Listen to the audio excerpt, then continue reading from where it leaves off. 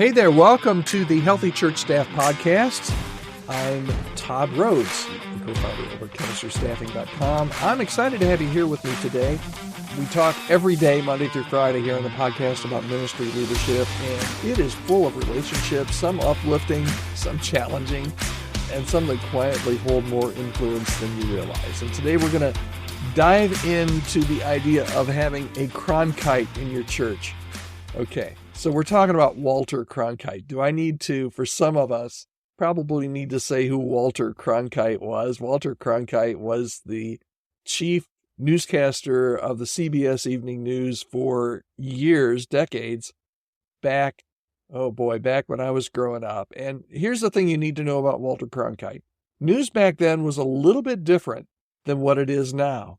This was the place where Americans got their news, and Walter Cronkite was known for being, for the most part, pretty straightforward, a straightforward news guy. So because he was delivering the news to America, he was one of the most trusted at this time in American history. He was one of the most trusted people in American history.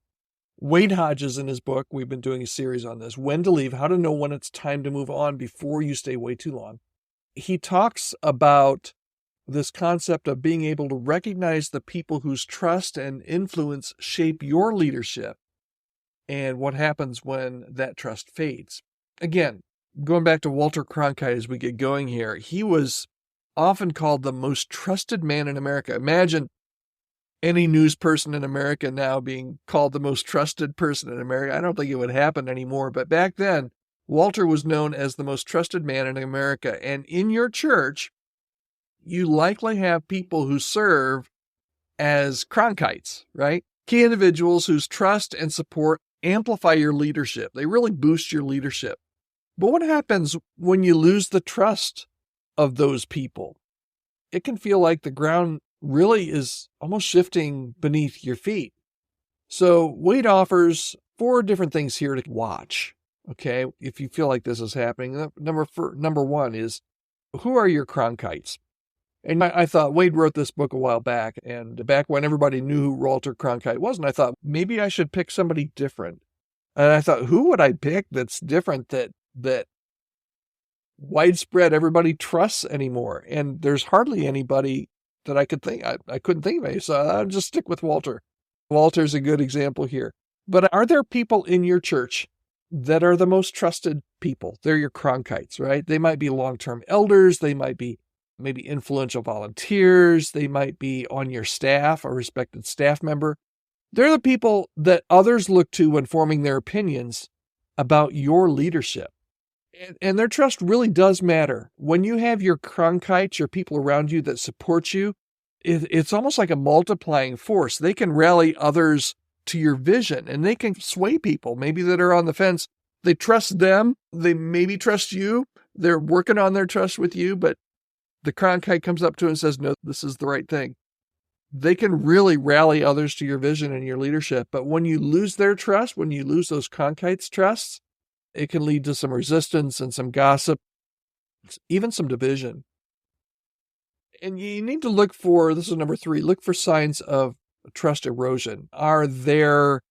Are your Cronkites less engaged in meetings? Are they hesitant to back your ideas? Are they hesitant to give you feedback? Is the relationship just feeling strained? I mean, pay attention to subtle changes in behavior and tone. Because here's the case. When you lose the trust of the people that people have trust in, your Crites, it doesn't just affect your relationship with them. It can impact how the entire church views your leadership. So the good news, trust can be rebuilt with intentional effort, but if it can't, it might be a sign that your season in ministry could be coming to an end where you are. So here's the bottom line for today. Relationships, in many ways, and I've heard many leaders say this, and I believe it's true, relationships in many ways are the currency of leadership. If a key relationship is faltering, it's worth taking the time to address it. So here's some steps I'd like for you to take as you think about, maybe this is a new concept. Maybe you think, Todd, I've never really ever thought about, I know my leadership has influence, but I never really thought about those close around me, these kind of Cronkite characters that have trust with the people, the key people. I've never really thought about the influence that they can help me to have in the life and vision of the church. Here are some steps to take. Number one, identify who your Cronkites are. Who are those key people whose trust is essential to your leadership? Write down their names. Reflect on your relationships with them. Are the relationships getting stronger, or are they starting to get a little cold? And then have an honest conversation, especially if you sense that trust is eroding. Don't ignore that. If you ignore it, it's not going to get any better. It just won't.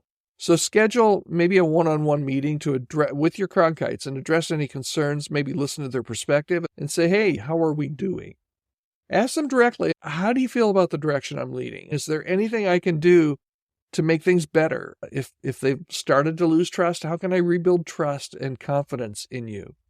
And then just be humble and transparent. Rebuilding trust, it takes humility and it takes time, and you have to be willing to own your own mistakes and make some adjustments. So here's your action step this week. Identify, let's say, one key relationship from a Cronkite that maybe needs some attention, and schedule a conversation with that person. It might feel awkward. Matter of fact, it's going to feel awkward, I can tell you, but it is a critical step in strengthening your leadership if you're to stay where you are.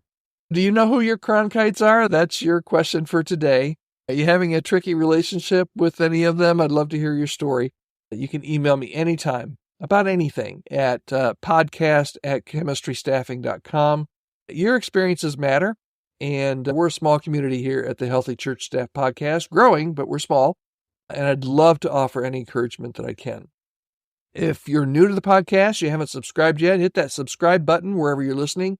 And if there's any way that I can help you or your church in any kind of staff relationship, maybe it's hiring a new staff member, maybe it's you've got a staff member that's on the bubble and you need some advice, maybe you need some staff realignment, that's what I love to do and how God's gifted me. Reach out to me anytime at podcast@chemistrystaffing.com. I'd love to hear from you.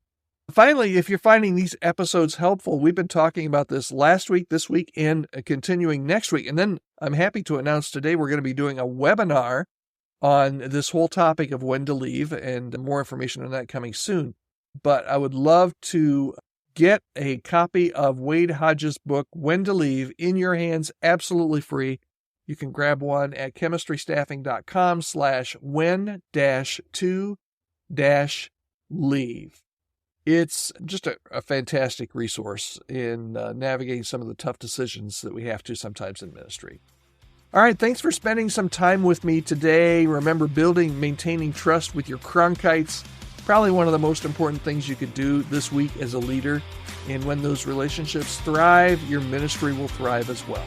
All right, take care. I'll see you again here tomorrow as we get together on the Healthy Church Staff Podcast.